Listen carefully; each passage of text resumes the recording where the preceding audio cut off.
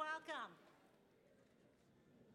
Good evening, everyone, and welcome to the James Dunn Theatre here at College of Marin. We're very excited to have you here and glad that you can participate in this event with us. Before we begin, we have a couple of housekeeping things to take care of. If you would, take this time to go ahead and please silence your cell phones. I also want you to be aware of the exits in this auditorium. We have 2 on either side of the stage, and then also the doors that you came in from behind. Okay? During our performance, I ask that you please keep your masks on to protect your neighbors and the people that will be performing on the stage this evening. As we begin, I also need to share some words of appreciation. I want to give a big thanks to all those who have participated and prepared for this event tonight. This includes, but certainly is not limited to, ASCOM, which is our College of Marin Student Association, for their support, the drama department, the faculty, staff, and students who have supported our Common Read activities this year. And I would like to give a very special shout out to our amazing College of Marin librarians, Sarah Fry and David Patterson, for their leadership and dedication.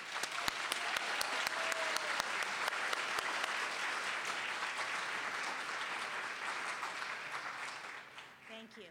And with that, I would like to introduce our president and superintendent of College of Marin, Dr. David Wayne Kuhn.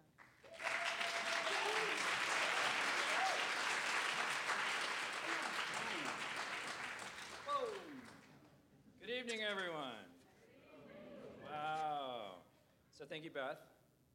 Beth Patel, let's give her a big round of applause. Let me also say good evening and welcome on behalf of our Board of Trustees, our faculty, staff, and students. It's so good to be back with you. Good to be here, good to see you. Let's hear it for you, come on. Specifically this evening, I am joined by 2 of our trustees at this point in time, Dr. Paul Da Silva and Wandine Traynor. Thank you both for representing our board this evening. So it's great to be together again. And of course, we all know why we haven't been together in a while, right? So earlier today, I received a copy of President Biden's proclamation on remembering the 1 million Americans lost to COVID-19. Please allow me to read the first paragraph. Today we mark a tragic milestone. 1 million American lives lost to COVID-19. 1 million empty chairs around the dinner table, each an irreplaceable loss. I know there are those among us this evening who have also experienced loss due to COVID-19 over these past 2 years. And as we open our program, I would like to suggest we open our hearts, and I would invite you to join me in a moment of silence in honor of those 1 million lives lost and the many more across the world.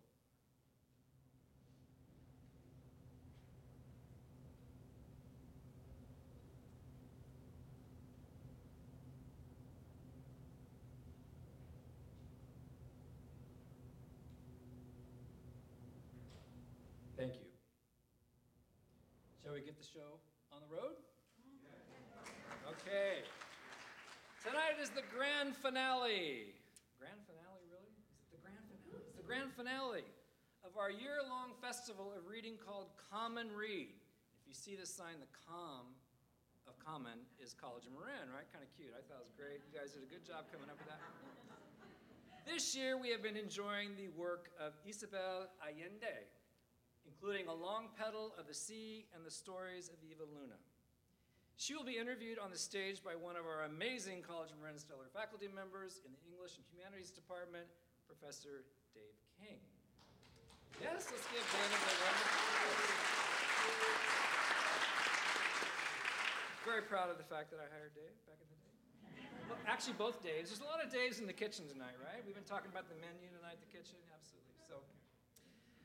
Before the interview, we will get a sneak peek, our own world preview of a dramatization of the Stories of Eva Luna, written by Isabel. This piece is performed by our own students and directed by our newest drama instructor. Actually, she's the newest professor here at the College of Marin. She started with us in January, Professor Erin McBride, Africa. The Stories of Eva Luna opens tomorrow night and runs through May 22nd. It's going to be sold out, so I encourage you to get your tickets tonight. So before we enjoy the appetizer of this evening's menu, let me introduce the main course. And I was kidding with Dave, we have the appetizer, the main course, which made me the breadsticks, right? So it's all good. Which meant I should keep it short, right? Okay, it is my pleasure to introduce Isabel Allende, novelist, feminist, and philanthropist. Isabel won worldwide acclaim in 1982 with The House of the Spirits. Since then, she has authored more than 25 best-selling and critically acclaimed books, including her recent memoir, The Soul of a Woman, and her newest novel, Violeta. Her work has been translated in more than 42 languages. That's just truly amazing. Let me hear an applause for that. That's incredible.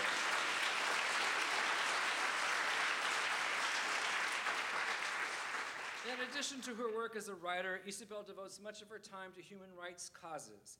Her foundation, founded in memory of her daughter Paula, has awarded grants to more than 100 nonprofits worldwide, delivering life-changing care to hundreds and thousands of women and girls. She has received 15 honorary doctorates, including one from Harvard University. In 2014, President Barack Obama awarded Isabel the Presidential Medal of Freedom, the nation's highest civilian honor. And who knew? She lives right here in Marin County.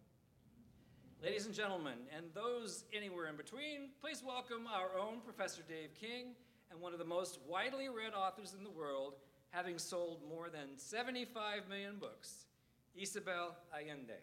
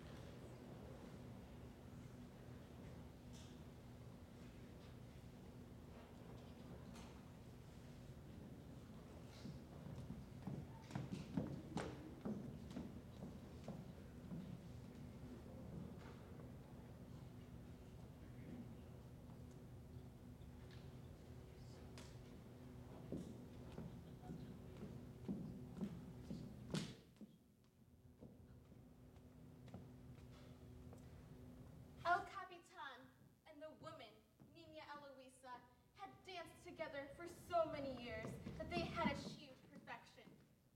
Each could sense the other's next movement, divine the exact instant of the next turn, interpret the most subtle hand pressure or deviation of a foot. They had not missed a step once in 40 years. They moved with the precision of a couple used to making love and sleeping in a close embrace.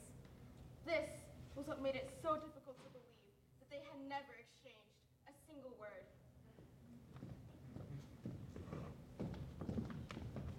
The Little Heidelberg is a tavern a certain distance from the capital and located on a hill surrounded by banana groves. There, besides good music and invigorating air, they offer a unique aphrodisiac stew, made heady with a combination of spices. Too heavy for the fiery climate of the region, but in perfect harmony with the traditions that activate the proprietor, Don Repair. The tables, arranged in a large circle that leaves an open space in the middle for dancing, are covered with green and white check cloths. And the walls display bucolic scenes of country life in the Alps. Shepherdesses with golden braids, strapping youths, and immaculate bovines. The musicians are dressed in lederhosen, woolly knee socks, Tyrolean suspenders, and felt hats. One plays accordion, another one the saxophone, and a third simultaneously manipulates bass drum snares and top hats. The orchestra begins playing shortly after sunset. They play only polkas, mazurkas, waltzes, and European folk dances. As if they were firmly established in the Caribbean, the Little Heidelberg were located on the shores of the Rhine. Donna Bergel, Don Repair's wife, reigns in the kitchen. A formidable matron whom few know because she spends her days amid stew pots and mounds of vegetables, lost in the task of preparing foreign dishes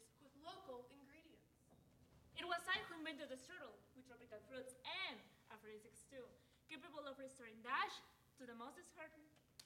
The landlord's two daughters wait on the tables, a pair of sturdy women smelling of cinnamon, clove, vanilla, and lemon, along with a few local girls, all with rosy cheeks.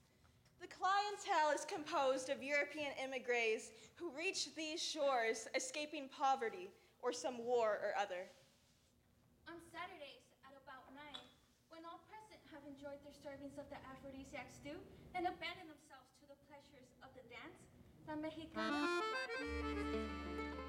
just a provocative movement of the body and the heart, proud bow, melting heel,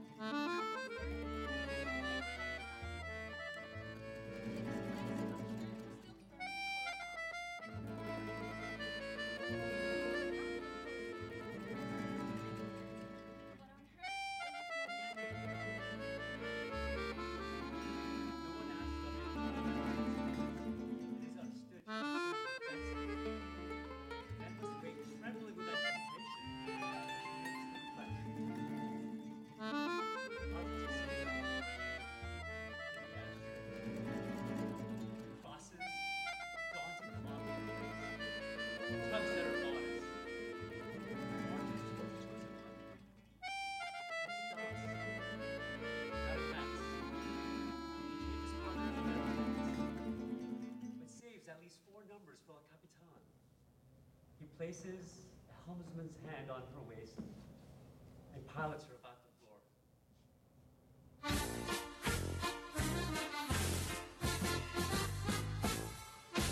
La Mexicana dancing the polka is a ship adrift on a storm-tossed sea.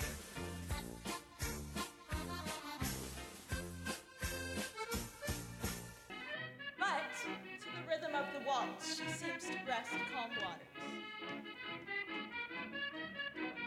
how El Capitan jumped from side to side and awakened with the newly forgotten restlessness of adolescence. They stayed at the captain's jail on the North Clyde and North in the North Sea. He is a relic with the tragic aura of a retired sailor. No one had ever heard a single word of Spanish from his lips, nor any other recognizable language. 30 years ago, Don Rupert argued that El Capitan must be finished. As no one can contradict him, everybody came to accept his opinion. Anyway, language is secondary at the Little Harvard, for no one comes here to talk. Let's dance, everybody!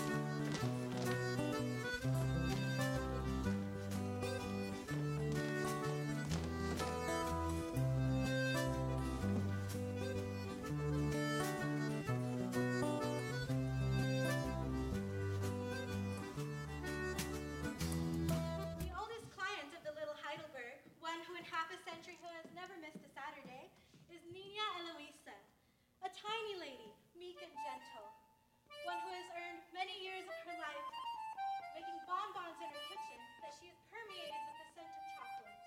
She still has the strength to spend the entire evening whirling around the dance floor. She came to this country to the turn of the century from a village in the south of Russia, accompanied by her mother. They lived together for years, making it tough. They sold their champagne together every weekend. Her mother died, and Eloisa stayed home. Don Rupert always received her at the door with great deference and showed her to her table. She was undoubtedly the most beloved person there. El Capitan always sat alone, and always at the same table. He drank in moderation, and showed no enthusiasm for Doña Brugel's aphrodisiac stew. He taps his toe in time with the music, and when Niña Luisa was unengaged, he would invite her to dance, stopping smartly before her with a discreet click of his heels and a slight bow. They never spoke. They merely looked looked at each other and smiled between the gallops, skips, and obliques of some old-time dance.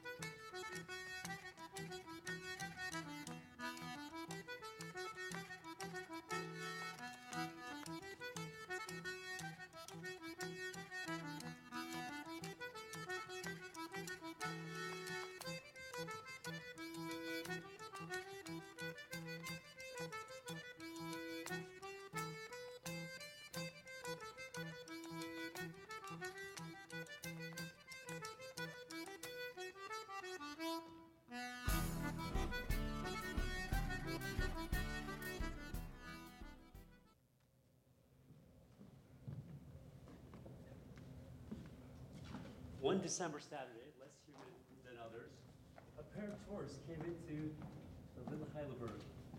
These were tall Scandinavians with tan skin and pale eyes. They took a table and watched the dancers with fascination. They were merry and noisy. They clinked their beards, laughed heartily, and chattered with loud voices. The stranger's words reached the ears of El Capitan, and from a long way away, and from another world and another time, came the sound of his own language, which he had not heard for several decades, but retained intact in his memory. An unfamiliar expression softened the features of this ancient mariner, and he wavered between the absolute reserve in which he felt comfortable and the almost forgotten delight of losing himself in conversation. Finally, he rose and walked towards the strangers. Behind the bar, Don Repair observed El Capitan as he leaned forward, hands clasped behind his back, and spoke to the new arrivals. Soon, others realized that the man was speaking for the first time since they had known him, and they fell silent in order to hear him better. He uttered every word with clear determination. When he had poured out the contents of his heart, the room was so silent that Doña Reguel hurried from the kitchen to see whether someone had died. Finally, after a long pause, one of the tourists emerged from his astonishment, summoned Don Repair, and asked him in rudimentary English to help translate the captain's words.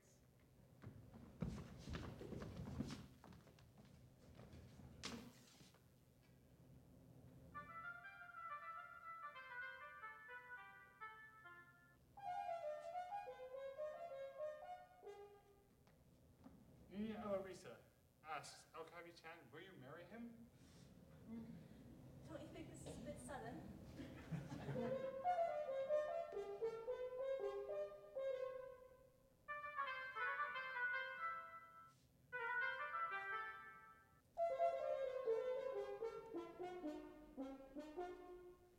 Nina Eloisa, El Capitan says he has waited 40 years to ask you. Will you do him the favor of answering him now? All right. They're engaged! El Capitan took the hand of the gentle lady he had wordlessly loved for so many years and walked with her to the center of the room, where they began to dance with the grace of two herons in their courtship dance. El Capitan held Nina Eloisa in his arms with the same loving care with which he had in his youth caught the wind in the sails of an ethereal sailing ship, gliding with her across the floor as if they were skimming the calm waves of a bay, while he told her in the language of blizzards and forests all the things his heart had held silent until that moment. Dancing, dancing, the Capitan felt as if time were flowing backward, as if they were growing younger, as if they were happier and lighter on their feet with every step. Turn after turn, the chords of the music grew more vibrant. Their feet more rapid, her waist more slender. The weight of her tiny head made to release, in her presence, less substantial. El Capitan then smiled as Nina Luisa turned her face, to crawl, to miss, until she was but a shadow. Then finally, nothing but air. And he found himself whirling with empty arms. His only companion, faint aroma of chocolate.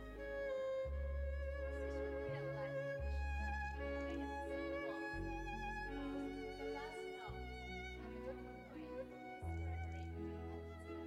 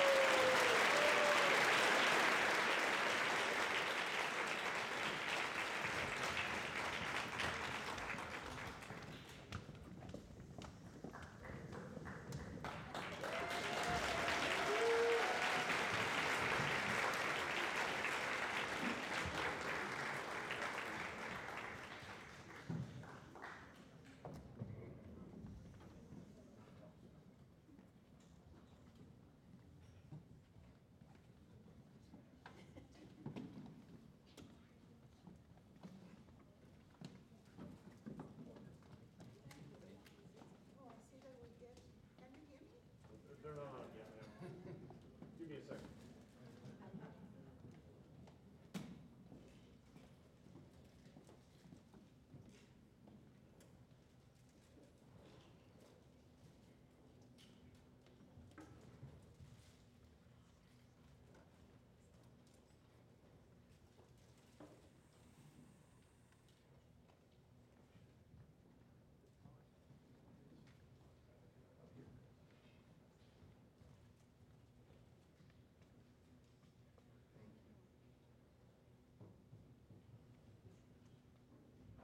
Can you hear us?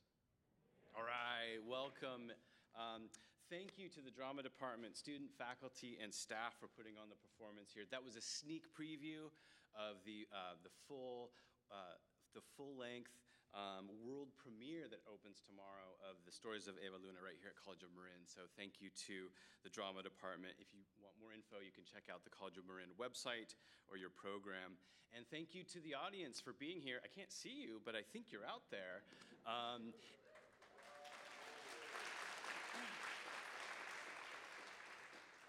I also hear that that we're live streaming this event as well. So hello to the internet. Hello, Mom. And Isabel, thank you so much for joining us here at College of Marin. Thank you. It's such a pleasure and an honor to be here. This is my first event since COVID. And I feel so happy to be here. So happy. I don't even care if I get the virus now. And you know, I was very moved to see the play because I wrote those stories in 1988. That's, a century ago.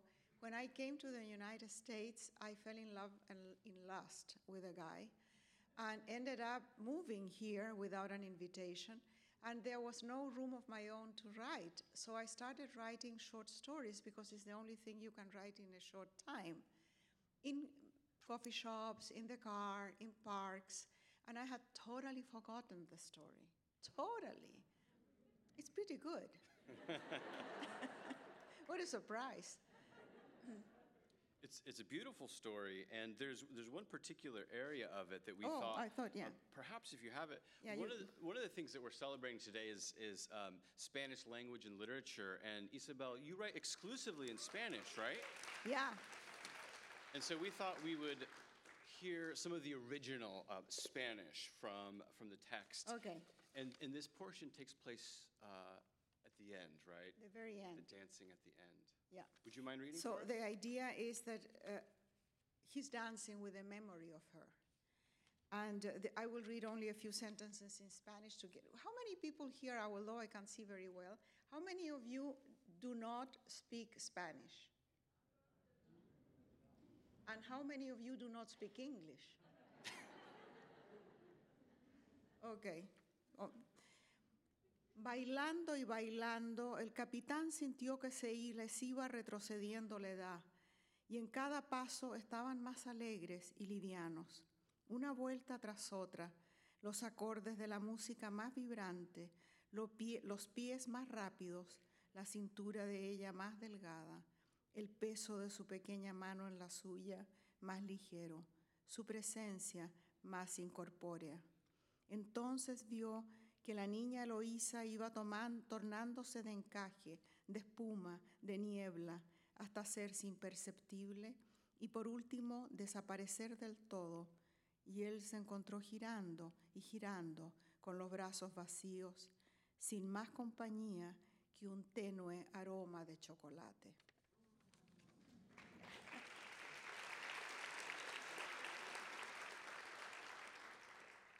It's a beautiful passage, and it's, as you mentioned, it's been a long time since you wrote those words. Do you remember the genesis of that story in particular? I don't remember what I had for breakfast. I'm 80, you know. At this age, everything starts falling apart. The first thing that falls down is your breasts. And they end up like here in your knees. But then everything else follows. You will see that. Well, not the breast. Not the breast, David, but other parts. Well, Isabel, you've had your work adapted to the stage before, and to opera, and to a Hollywood film. And ballet also. And ballet also. What's it like having your creation? Do you give it away to somebody else? What's that like to have your work adapted by others onto a different medium? Well, I've learned that once the book is finished and you let it go, you send it to the agent, and the agent sells the book around, it doesn't belong to me anymore. I can't get it back and change it. It's done. And it belongs to the readers, and every reader in every language, in every place, will read a different book according to their own experience or their own sentiments. And so I'm not attached. And when some other creator comes with the idea of doing something else, I feel very honored, and then I don't care much. I let go. Because it's, you know, if someone wants to make a film, what am I going to do? I don't know anything about filmmaking, and I won't be watching over his shoulder. Just let it go. And then I sit with the audience, and I see it for the first time, and I see Jeremy Irons and Meryl Streep playing my grandparents, and it's a bit of a shock. Yeah. Well, your work has appeared in over 40 languages in translation. Is it 43? Well, it's a lot. Counting the pirated ones, you mean? And you were a translator once upon a time from English to Spanish. What's it like having your work translated the other way, from the original Spanish into English? And do you ever work with the translators, or do you let it go? I always work with the translator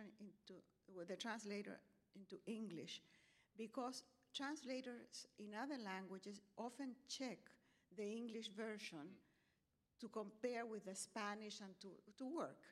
So I'm very careful with the English translation. And I have had excellent translators, always. I have never had a problem.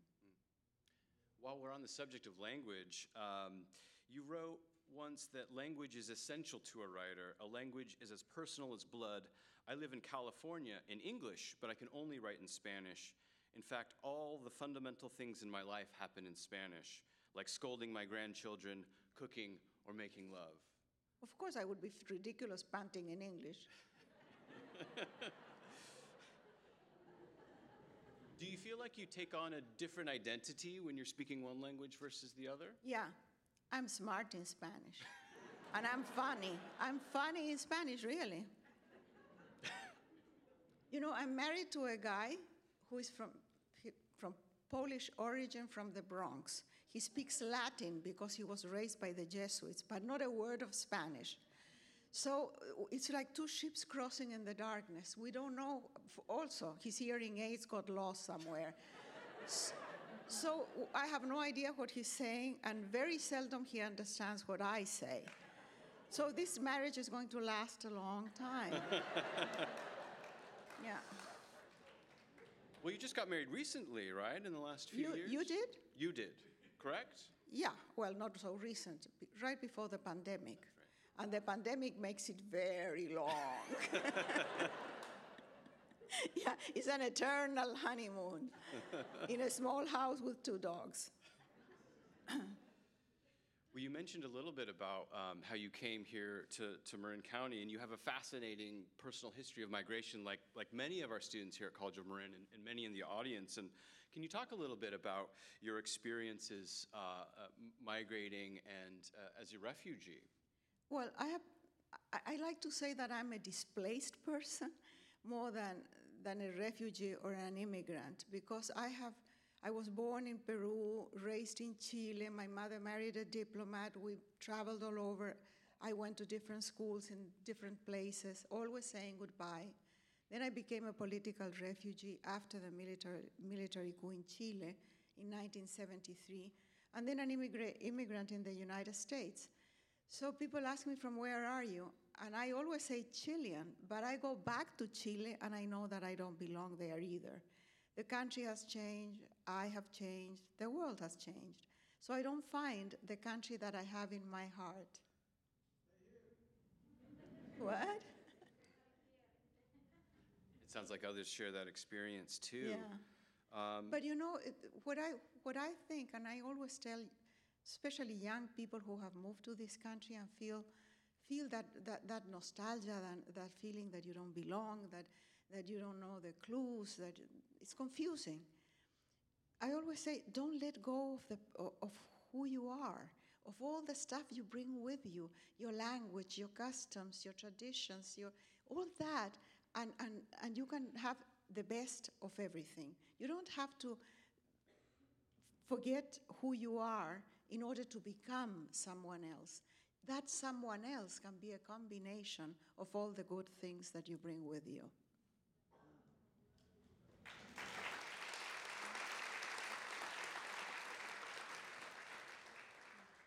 This is a theme that comes up in your writing time and time again. In A Long Petal of the Sea, one of our common read books, the characters experience this feeling of being outsiders in different places and feeling displaced, yet also finding themselves at the same time and adapting to the situations that they're in.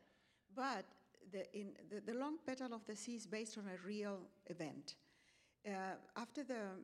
Before the Second World War, there was a civil war in Spain that lasted 3 years. 1 million people died. It was horrible, a war between brothers and sisters. And the fascists won the war, and 500,000 refugees left in 24 hours and crossed the border into France. Can you imagine 500,000 people in one day in the country? The French didn't know what to do with them. They put them in concentration camps that they improvised on the beaches. And the poet, Pablo Neruda, Chilean poet, convinced the government of Chile to receive some refugees. So he chartered a ship called the Winnipeg and brought to Chile 2,200 Spanish refugees. Those people were very lucky.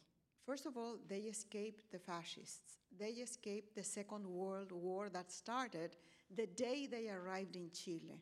But most important, they were received with open arms. The whole country was delighted to have, well, except the Catholic Church because they were atheists, and the right, the conservatives, because they were communists. But they were received with joy. There was a crowd at the port with flags and food and the Spanish songs. They greeted them into their homes.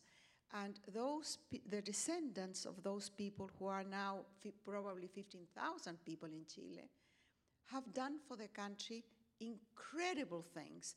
If you look at the names of who are the top professors, historians, astronomers, musicians, artists in Chile, they are descendants from the immigrants of the Winnipeg. So those people found a country, but that's not the usual experience of refugees. They find hostility. Well, I was going to ask about that. My students, I think I have some students here today. Do we have students? There they are, they're over there.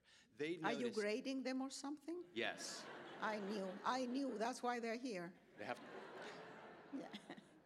They've got to clap the loudest and laugh the hardest at our jokes. I know, yeah. They noted in class that there was a portion of the book where there's some anti-immigrant rhetoric for the Spanish who are coming in, and they noticed some parallels between, as you mentioned, what those on the right and the Catholic Church were saying about the immigrants and some of the rhetoric that we've heard here in this country. And so I was wondering if you could talk about the parallels that you might see of hostility toward immigrants. Well, it's not only in the United States, it's worldwide.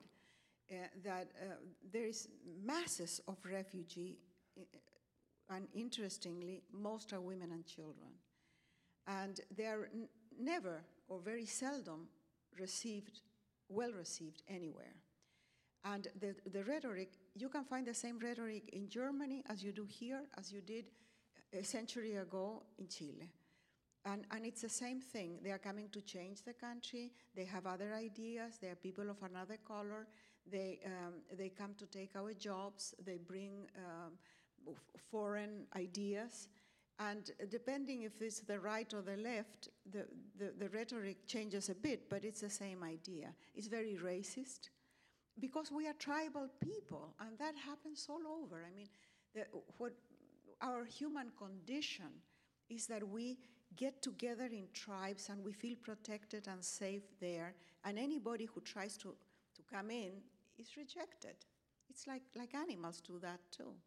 So it takes a lot of thinking and a lot of heart and a lot of education to welcome everybody and to include everybody. It's very difficult. Well, you mentioned the tribalism that happens everywhere, and we see it in your novels, especially Long Petal of the Sea, with political divisions that, in those situations in Chile and in Spain, lead to the overthrowing of democracy by fascist, authoritarian figures and movements. And my students have also noted, the political divisions that seem to be increasing here in the United States today. And I'm curious to hear your thoughts on what's happening, given your observations of the world and here in the United States. I'm horrified, but I see the same thing happen in France, for example. So it's not just us. But democracy is in danger in the United States and in the world. And if you look at the map of the world, it's not most people that live under the democracy. Most people live under other regimes that are authoritarian for one reason or another. So what we have, we are not aware of how valuable it is until we lose it. And I can say this because this happened to me. I lived in Chile, who was the longest and most solid democracy in Latin America. And in 24 hours, we had a military coup and the country changed completely. And for 17 years, we had a regime of repression and terror for many people. Many people got out, many people disappeared, many were tortured and killed. When I say disappeared, it's hard to understand what it is. People were arrested, and you could never hear from them again. And they would deny that they had been arrested. Bodies were never found. And to this day, there are families looking for their children and grandchildren that disappeared during that time. So it's hard to understand what is at stake here until you experience the loss. It's like health. You don't know what it is to be healthy until you get sick.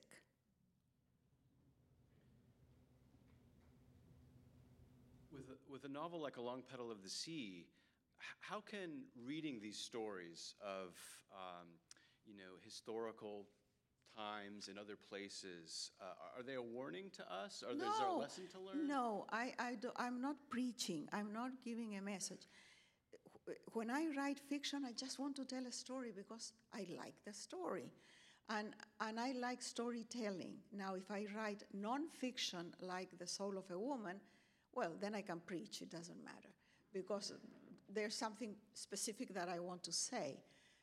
But I imagine that there must be an inner reason that I'm not aware of, why I choose that story, why I want those characters to say that and nothing else, to experience that and nothing else.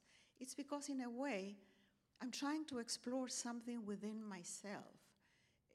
It's either a memory or something from my past, or something that is an obsession, or something that worries me terribly. And then it becomes, I transform it, I put it into a story. Everything can be a story for me. My brain is so weird that I can't think in a rational way. I can't play any game. I can't even, nothing. because I cannot think straight. I think in circles, in spirals, and that's how I get the stories, you know. And that's the only thing I remember. I don't remember people, faces, my grandchildren. I don't remember anything.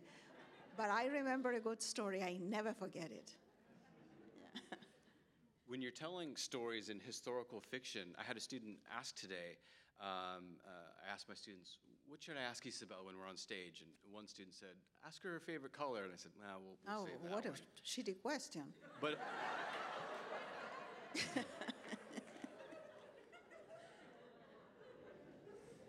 but another student asked.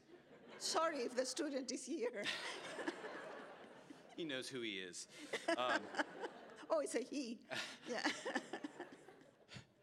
Another student It's asked. red, by the way. Another student asked, when you're writing historical fiction, how do you know what from the history to put in and what from the fiction to put in? How do you balance those things? Or what do you do in the process of writing historical fiction? Like, First, research. If there is a time, a place, and an event that I research completely as much as I can from different angles, not the history books, but other voices also, then I have the stage where I will move my characters. And the characters in their lives or in whatever happens to them will be telling the historical events. But it's easy to write historical fiction because half the book is given by the research. So I love that. But you have to find a moment or an event that I'm passionate about. For example, I wrote a book called Island Beneath the Sea, which is the story of the only slave revolt in history that has succeeded, and that was in Haiti in 1800. And why would I write about African slaves in Haiti? I don't have any connection to that. In Chile, there were no plantations, no African slaves. We enslaved the Indians, but we didn't bring Africans. And so why would I be so interested in this? The book took me 4 years, the hardest research that you can imagine, because slavery is a horrible thing. You can't imagine what people with power and impunity can do to other people. I mean, the cruelty is appalling. So I got really sick researching that book, but I finished it eventually. And then when I finished the book, I realized why I had written it. The theme of the book, of course, is slavery, but deeper than slavery is what I just said, power with impunity. And that happens not only the master and the slave, it happens the policeman that stops a black person in the street. It's the power with impunity of the man that beats up a woman and nobody knows, or beats up a child. It's the power of impunity of those people who are cruel with animals. It's the military when they are invading a country, what's happening today in Ukraine. So nobody is accountable for what's happening today in Ukraine. So that's the kind of power that obsesses me. Because there are other forms of you can commit crimes, you can be violent, but if there is accountability, there is some kind of fairness in the game, you know? But if not, then what can you do? And I lived it in Chile during the years after the dictatorship. That's power with impunity. And I'm telling you, it's terrible. well, within those stories of power with impunity, we also see really strong characters come through in your writing, and especially strong female characters. And in your nonfiction writing, we also see your critiques of patriarchy, in particular, that power with impunity. And so I'm wondering if you could talk a little bit about yourself as a feminist and your formative experiences as a feminist. Well, I became a feminist at 5. Really, there was no word, but I know that I was a feminist. I was living in my grandfather's house with my bachelor uncles and my brothers. And the women in the family, my mother and the maids in the house, who did all the work, had no power, no voice, no money, no freedom, nothing. While the males had everything that the women did not. So I didn't want to be like my mother, although I loved her. I wanted to be like my grandfather. And then around puberty, when I realized that I had two prunes coming out here, I thought, what is this thing? And I realized I could not be a man, but I thought at least I can live like one. And then my life has been about, first of all, being independent, because there is no feminism if you are not independent. And the first form of independence is to be able to support oneself, and if possible, the children. So my life has been about that, and I have worked with women and for women all my life. I know them well. So when people say, oh, where do you get these characters, these female characters, so strong, so resilient? Well, I don't know any weak woman. Do you? I don't. And then I have a foundation that I don't run. My daughter-in-law runs it, Lori. And through the foundation, I get to hear the stories of women who have gone through hell. They have lost everything, some of them including their children. And yet, they get back on their feet, they survive, and some of them become leaders in their communities. So they are there. It's just a matter of being inspired by those wonderful, extraordinary people. Well, I'm glad you brought up your foundation. I was going to ask you, the foundation seeks to advance the freedoms and rights of women, including reproductive rights. And the news last week with the leak of the Supreme Court document and the potential for Roe versus Wade to be overturned here in the country, I was curious, what was your reaction to that news? I was horrified, first because we have been supporting, the foundation has been supporting Planned Parenthood and many other organizations that work for reproductive rights, and because I grew up in a country where there was no possibility of abortion. We have abortion now in Chile very recently only, but there are places, one of them is, for example, El Salvador or Honduras or other places, where if you have a miscarriage, you can go to prison, Guatemala also. You can go to prison for 30 years because it's supposedly you have committed a murder. So everybody is very worried about the embryo, and what about the woman? What about the woman and her life? So you can have, if you have religious beliefs, don't get an abortion, but it has to be available for those people who need it and who don't have those restrictions. So why impose on everybody what a minority wants? Your foundation also advocates for women's freedom from violence. And in The Soul of a Woman, you write, we have to consider violence against women for what it is, the greatest crisis that faces humanity. Can you talk about this ongoing? There's a war, an ongoing war against women. It sounds exaggerated when I say this, but think about it. Think about the many forms in which the patriarchy puts women down. It exerts violence, restriction against women, repression of all kinds. We live in a very free society here, but my foundation works also in places where women are not free. Think about what happened and how easily women lose the rights that they take for granted. It can happen very fast. Look what happened in Afghanistan. Women who had been professionals working out there for 20 years, comes the Taliban, and in 24 hours they are under a burqa inside their homes. So it can be lost so easily that we have to be aware. And when they say, well, feminism is passé, it's not. And thank God now we have the Me Too movement who has given new energy to the feminist movement. And the young women are becoming very aware of how easily they can lose everything. Now, if Roe versus Wade is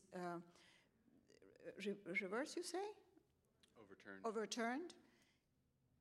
Now you will be in the streets. Now you will be in the streets screaming like the feminists that we were when I was young, because you will realize then what has been taken away from you. It's a right, an option that you should have.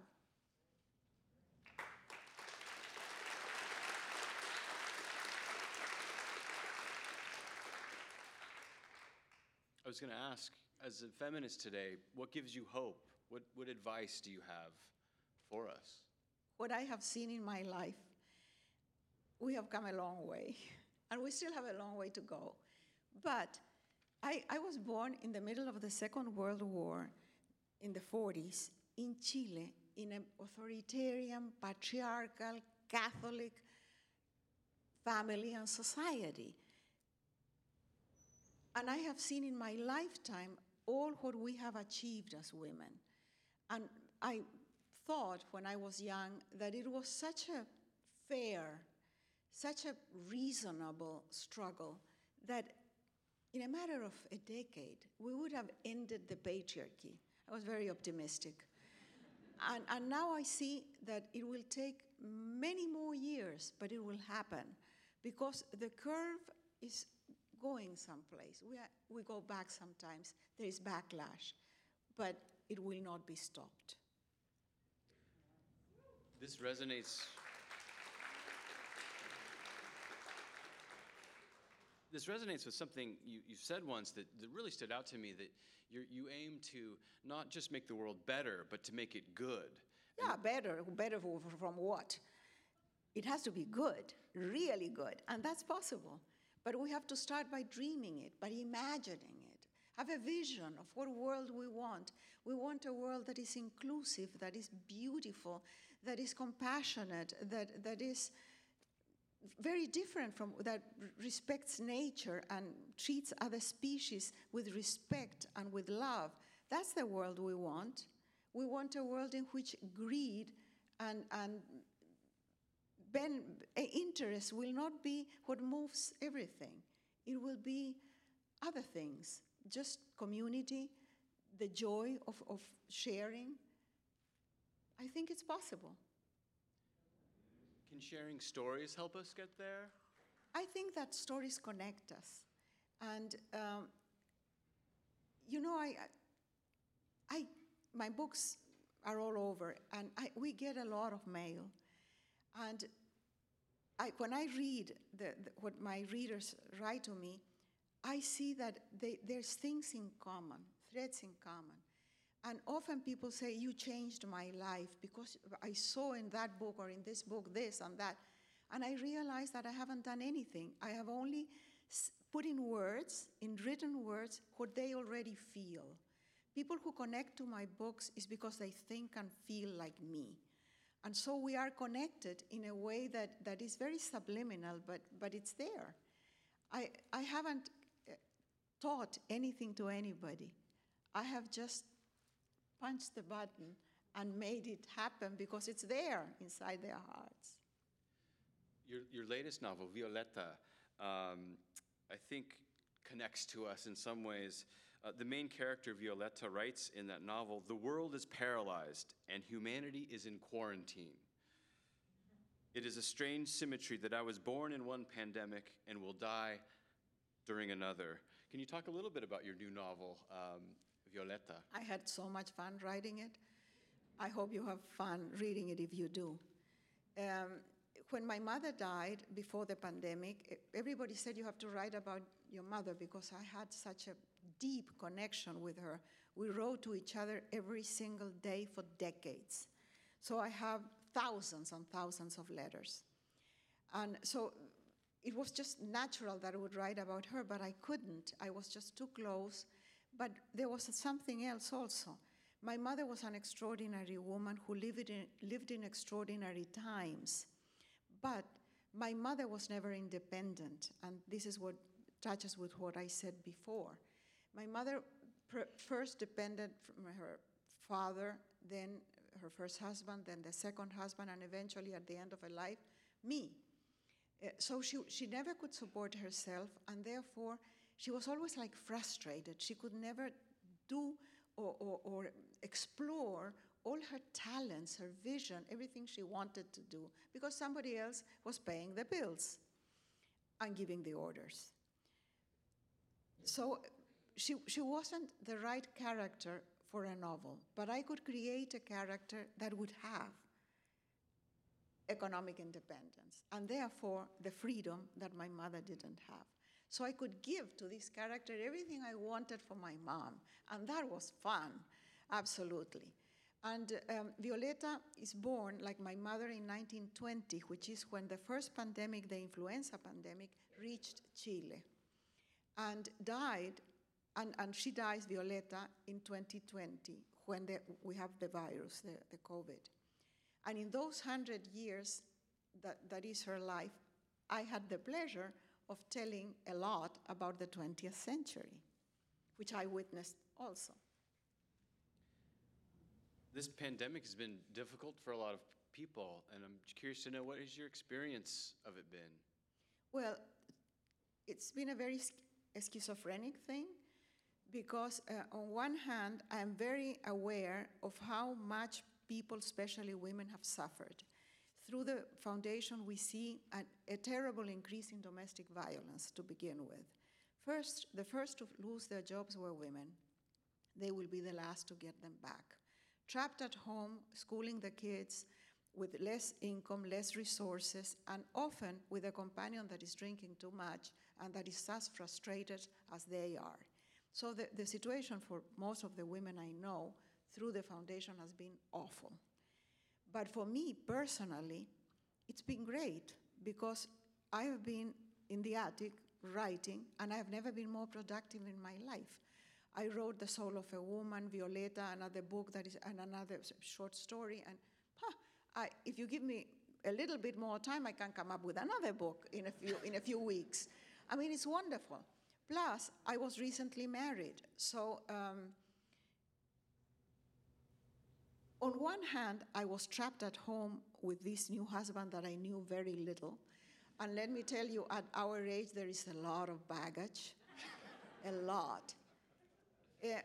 But also, I had kindness. I had someone I wasn't alone. I think that if I had faced the pandemic alone with the dogs, it would have been pretty hard.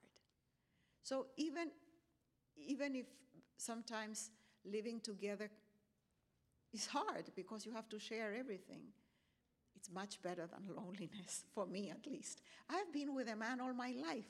I think I fell in love the first time when I was around 7. And I have had many in my life, but not all at the same time. So they have been one at a time, and it works fine for me.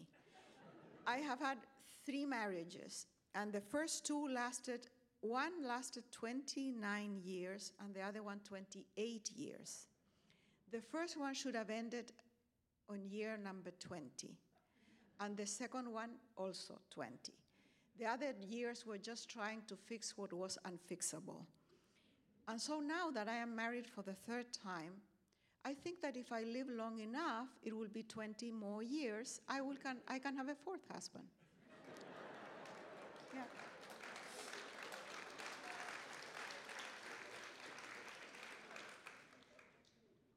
You mentioned in Soul of a Woman that in this pandemic, the sales of guns in the United States has soared, while in Chile, it's the sales of chocolate and wine and condoms that has soared. So my question is, what are they doing right and what are we doing wrong? Well, in Italy, it was the same. It was wine and condoms. Yeah. Well, we are doing a lot of things wrong.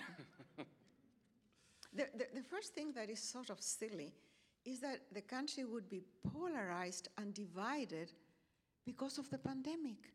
I mean, you can be divided for politics, and but something that is a public health issue should unite people, not divide them. We should all be in the same boat, trying to deal with the virus. So you've been at home writing in close quarters with your new husband. You've said recently... He's not here, that's why I can't talk like that. You've talked a lot in recent writings and speeches about finding love and romance later in life. Well, let's say love. And you've said that your old age is a precious gift. That's a direct quote. And so I'm curious to know, what's love like after 37, say? At 80, you mean? What's love like? You know, I'm taking a philosophy class, and the last class, we dealt with the theme of love, how love has been treated along the ages by different philosophers. That's the class. And the Greeks said that love has 3 stages. The first stage is called eros, when you find the person and you think nobody's more beautiful and smarter and wonderful. That's eros, when you fall madly in love. And usually doesn't last very much because it's an altered state of mind. I mean, you are crazy. And then there comes philia, which is the friendship, the sympathy, the time you share, that can last a very long time. And then there is a third stage, which is, it happens very seldom, which is called agape. And that is when you love so much that you want the happiness of that person more than your own. And I think that happens to all mothers with their kids, but very seldom with their husband. For example, let's say that Roger comes to me tomorrow and says, you know what, I fell in love with the blonde next door. I'm sorry, but that's the way it goes. And if I am in the agape stage, I would say, oh, I want you to be happy. Please, feel free. Can I help in any way? Maybe I can talk to her and tell her, how do you like your eggs for breakfast? Now, I know that I will never reach that stage. I would cut his balls. So, when you ask me how is love at this age, I didn't go through the eros stage because I was just too old. I mean, I was 70-something, and he was the same age. It was not as if I was in front of Antonio Banderas, no. So let's skip that part. And then we come into the second part, which is the wonderful friendship, all you share, and there's romance in that too. And we really spend wonderful time together, and I think that's good enough. Very good, actually. Now, would I change all this that we have achieved for one night with Antonio Banderas? I would have to think about it.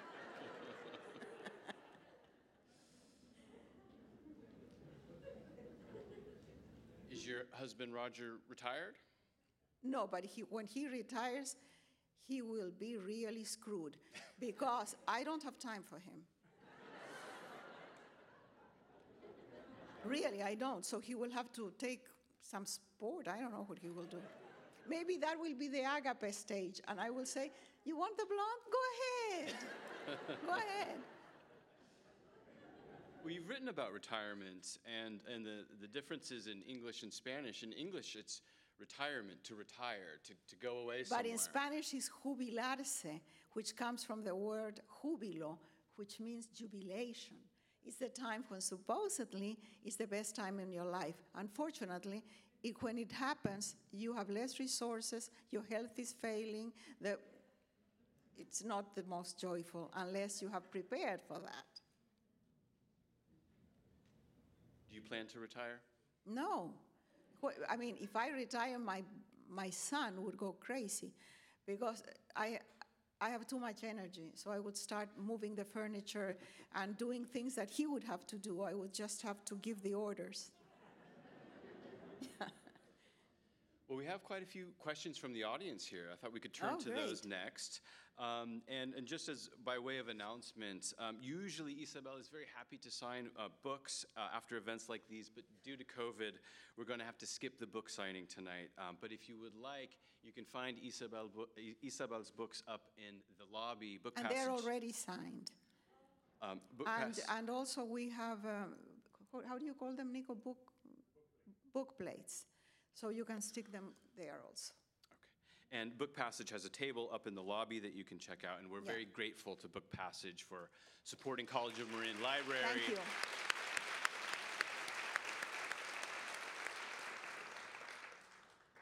And for inviting Isabel to come here tonight. So let's take a look here. Here's one for you. How scandalized were the readers by your body subject matter when Eva Luna first came out? Body matter? Which body matter?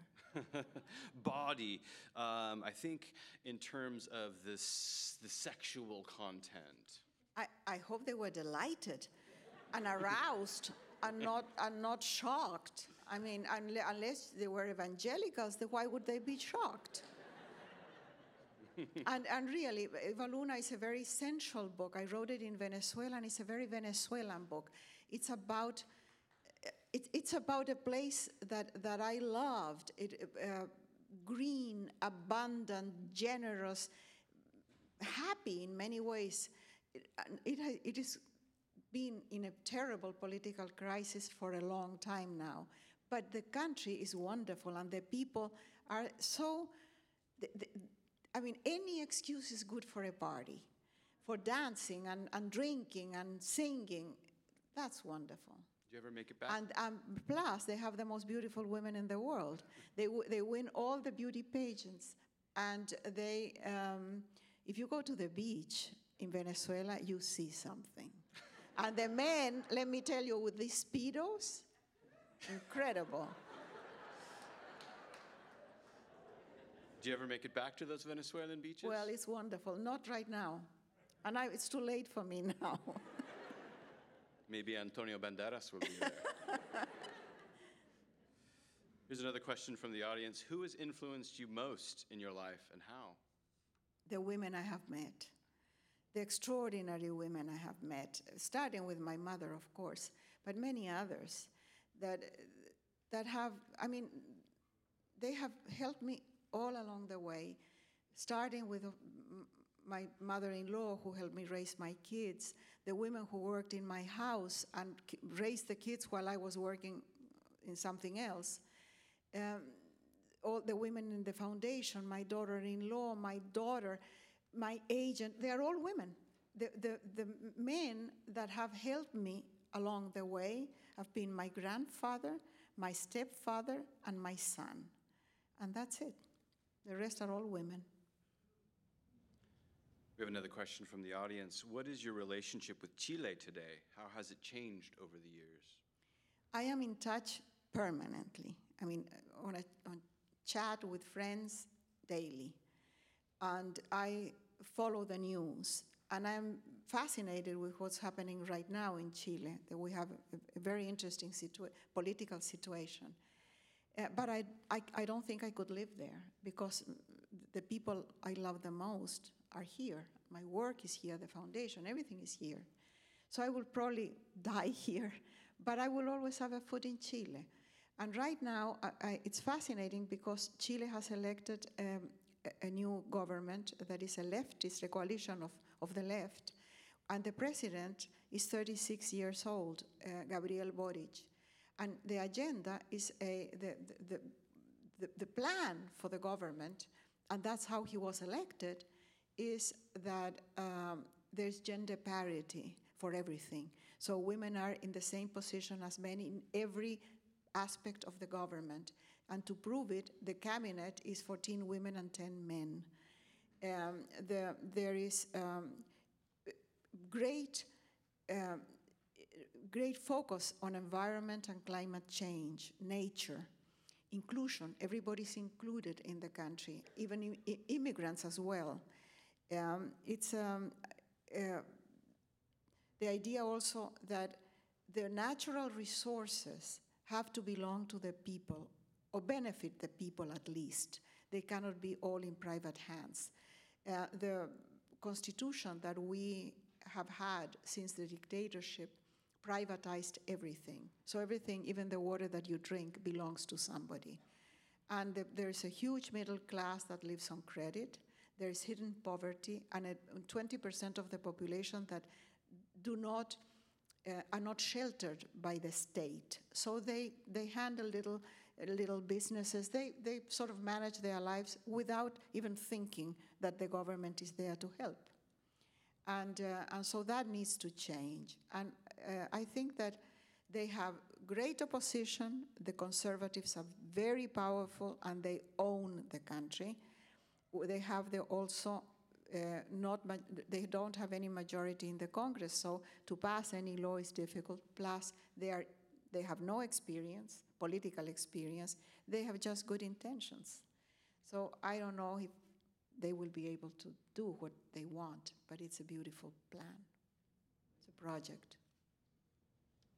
You mentioned you always have one foot in Chile. Does it feel like home for you here in Marin? Yeah, it does, absolutely. I've lived in Marin since I came here in 1987, imagine. This is my home is here. As I said before, the people I love, my dogs. So, of course, this is my home. This question circles back to A Long Petal of the Sea. How many of the characters in the book are based on real people? Most of them. Most of them. Pablo Neruda, of course, who got the Winnipeg and brought the people. But the character of Victor in the book is based on Victor Pay, a friend of mine who was one of the passengers in the Winnipeg, and he told me the story. Elizabeth Eidenberg, was she also a historical Yeah, she's figure? a historical figure, yes. Her story was amazing in A Long Petal of the Sea It's a beautiful story. This is a woman who spent her life working for children in zones of war, in places of war. So she would go from one war to another, helping the children. And she was Austrian, I think. I don't remember very well. I think she was Austrian. And she ended up quietly in her little village, a very quiet old age, until people remembered. The people she had saved became adults, and they remembered. And they looked for her to thank her. And it's a beautiful, beautiful story. You have a rigid writing process. Could you describe that for us? Yeah, I start all my books on January 8th. Because you have to have a date to start, or I would be procrastinating forever. That means that by January 7th, I am prepared. I know that the next day, I have to start something. So I always work in the morning. I'm not good at night.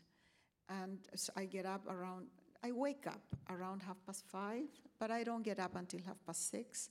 And that gives me time to have my coffee, walk the dogs, put on full makeup and high heels, and go up to the attic. And then I work several hours a day.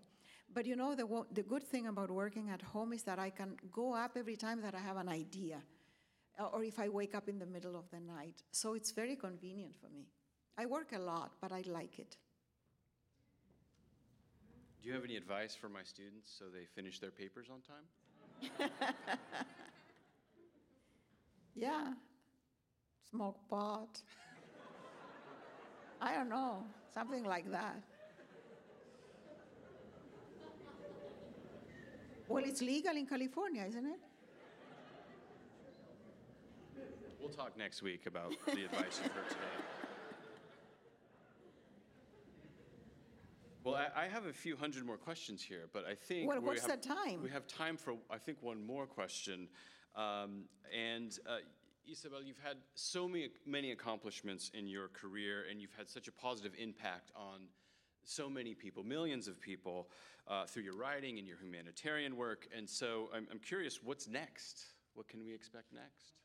You know, I live one day at a time, not because I'm old, but I've always lived one day at a time. I never make plans because my life has been up and down. There's been a lot of losses and tragedies and things that were completely unexpected, and crossroads in which I I think I'm going in one direction, and something happens and I have to turn in another way. So I don't make plans. I try to live one day at a time, live today as fully as I can. And the only project I have is the book I'm writing now. I don't think about what I'm going to do on January 8th next year, because maybe I will be dead. So what's the point of wasting my time? Yeah, that can happen. Well, Isabel, on behalf of College of Marin, thank you for sharing your Thank you, time. David. Thank you.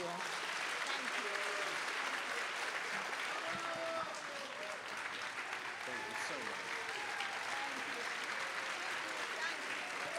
Isabel Allende.